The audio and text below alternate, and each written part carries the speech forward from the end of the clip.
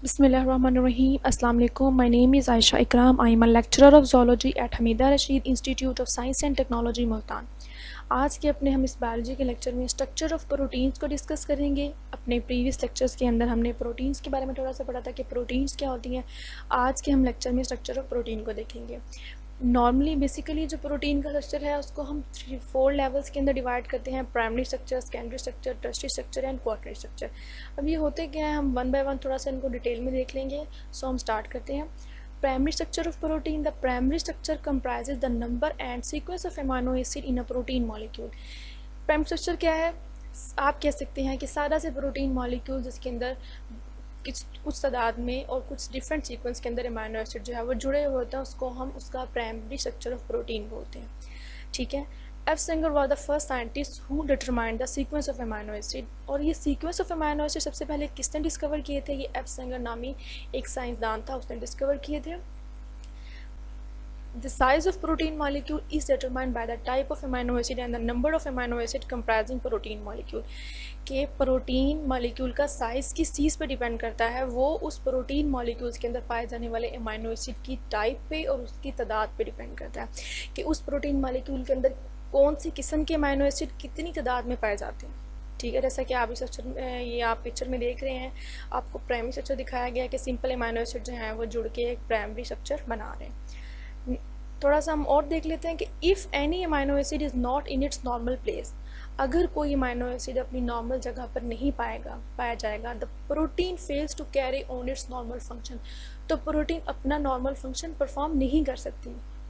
The best example is sickle cell haemoglobin in human being. इसकी बहुत अच्छी मिसाल जो है वो ह्यूमन बींग्स के अंदर जो सिकल सेल की बीमारी है उससे हम उसको देख सकते हैं। वो किस तरह से है? In this case only one amino acid in each beta chain out of the 574 amino acid do not occupy the normal place in a protein. कि 574 अमाइनो एसिड में से जस्ट एक अमाइनो एसिड जो है वो बीटा चेन के अंदर नहीं पाई जाती अपनी नॉर्मल पोजीशन के अंदर, तो उससे ही बीमारी जो है वो हो जाती है। और इसमें क्या होता है? The haemoglobin fails to carry any or sufficient oxygen. और उसकी वजह से क्या होता है कि हीमोग्लोबिन जो है वो ऑक्सीजन कैरिंग कैपेसिटी उसकी बिल्कुल ख़त्म हो जाती है, hints leading the death of patient. और उसके एंड पे क्या होता है? पेशेंट की डेथ हो जाती है। तो मतलब यहाँ पे वो ये बताना चाह रहे हैं आपको कि जस्ट एक सिंगल अमाइनो एसिड अगर अपनी नॉर्मल प्लेस पे प्रोटीन मॉलिक्यूल के अंदर लाइन नहीं करता तो उससे जो है वो क्या होता है? प्रोटीन अपना फंक्शन ही परफॉर्म नहीं करती। नेक्स्ट हम देख लेते हैं secondary structure of protein. The polypeptide chain in a protein molecule usually do not lie flat.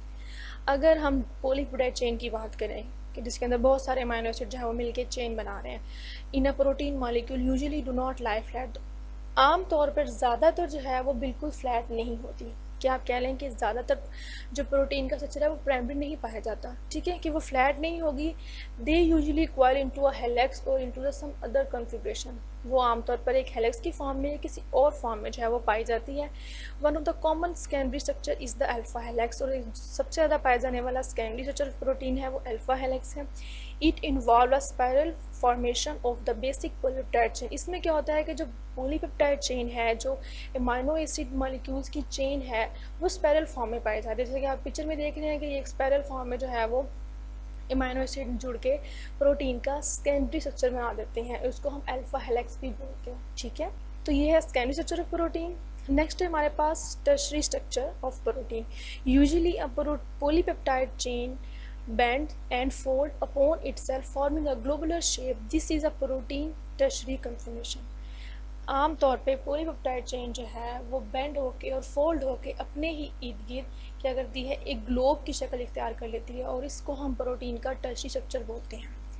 It is maintain by the 3 type of bands, namely ionic, hydrogen and disulphide bond. और वो किस तरह से maintain होता है? आप कह लें कि वो जो ग्लोबुलर शेप है पॉलीपेप्टाइड चेन की, वो 3 किस्म के बॉन्ड के ज़रिए हो सकती है। वो आयोनिक भी हो सकते हैं, हाइड्रोजन भी हो सकते हैं, या डाइसल्फाइड बॉन्ड भी हो सकते हैं। ठीक है, for example in aqueous environment the most stable tertiary conformation is that in which hydrophobic amino acid are buried inside while the hydrophilic amino acid are on the surface of the molecules.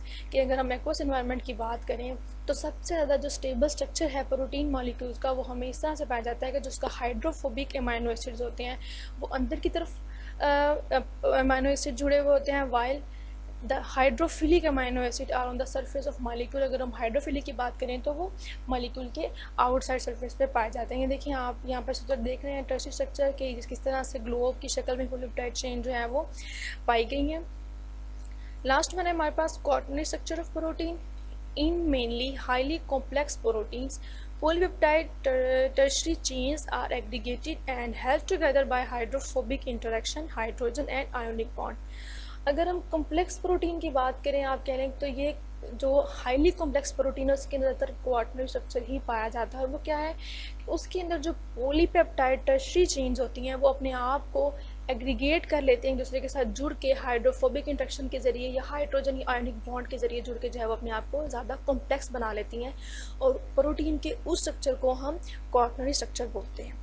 This specific arrangement इस क्वाaternary structure और इस किस्म के arrangement को हम क्वाaternary structure बोलते हैं।